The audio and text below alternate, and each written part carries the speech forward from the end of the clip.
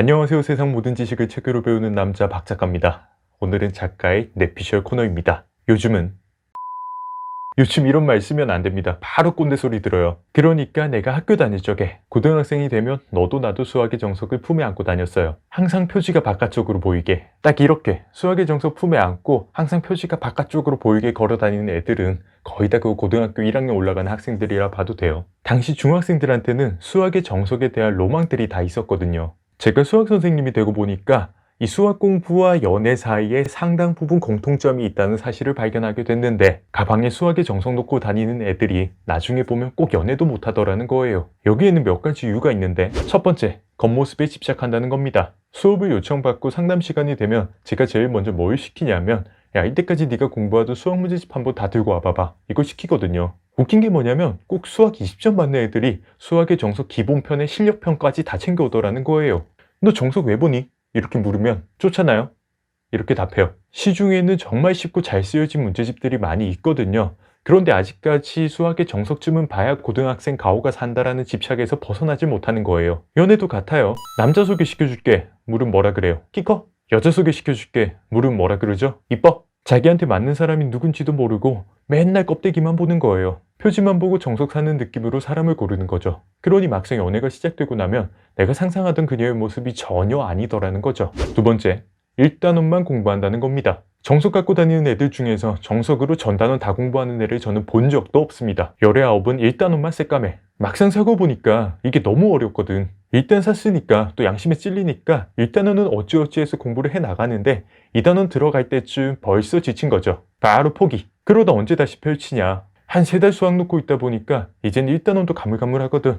그럼 다시 책을 펼쳐서 1단원부터 막 동그라미 쳐가면서 공부를 새로 시작합니다. 결국에는 졸업할 때까지 1단원만 새까만 거죠. 사람도요, 연애 한두 달 해놓고 우린 너무 안 맞아서 헤어졌어, 이렇게 말하는 사람들 보면 정말 답답하죠. 한 사람을 알아가는 과정은 굉장히 어려운 거예요. 한두 달 만나보고 힘들다고 헤어지고 그러면 평생 그 사람은 누구 못 만납니다. 한 달이 힘들어도 2달 맞춰보고 3달 견뎌보다 보면 그 사람의 진면모가 보이기도 하거든요. 고작 한두 달 만에 처음 만난 사람을 다 알 수 있다? 이건 말이 안 되는 거죠. 그러니까 맨날 한 달 만나고 헤어지고 한 달 만나고 헤어지고 밖에 못하는 거잖아요. 세 번째, 자기가 잘하는 줄 안다는 겁니다. 수학의 정석 갖고 다니는 애들 보잖아요. 자존심은 또 엄청 세요. 책이 이렇게 깨끗한데도 말로는 나 공부 다 했다, 정석 한번 다 봤다, 이렇게 말한다는 거죠. 수학 20점 맞고 와서도 내가 수학을 못해서 그런 게 아니라 시험 기간에 공부를 좀 안 해서 그런 거다, 이렇게 말한다는 거예요. 대화가 안 되죠.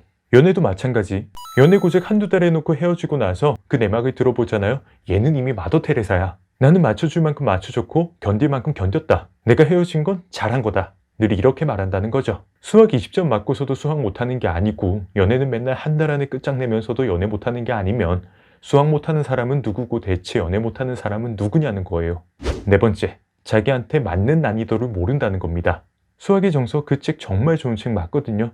단 시중에 있는 쉬운 문제집 전부 다 공부한 상위권 학생한테만. 개념을 모르면 개념 원리 보면 되고요. 문제를 좀 더 풀고 싶으면 센 문제집 그냥 풀면 돼요. 내가 수학 성적이 20점인데 개념 공부가 안 돼서 20점인 건지, 아니면 유형 연습이 부족해서 20점인 건지 여전히 자기 파악이 안 되고 있다는 거죠. 그래서 남들 사는 문제집 따라 사고 실패는 혼자만 하는 거예요. 연애도 마찬가지.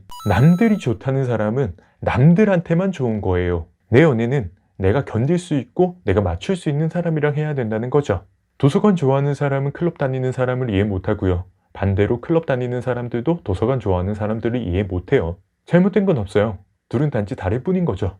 다섯 번째, 괜찮은 사람을 만났다면 좀 꾸준히 만나라는 겁니다. 20년, 30년 가까이 남으로 살다 어느 날 만나서 마음을 하나로 합치기로 한 사람들이 어떻게 한 달 만에 다 맞을 수 있겠어요?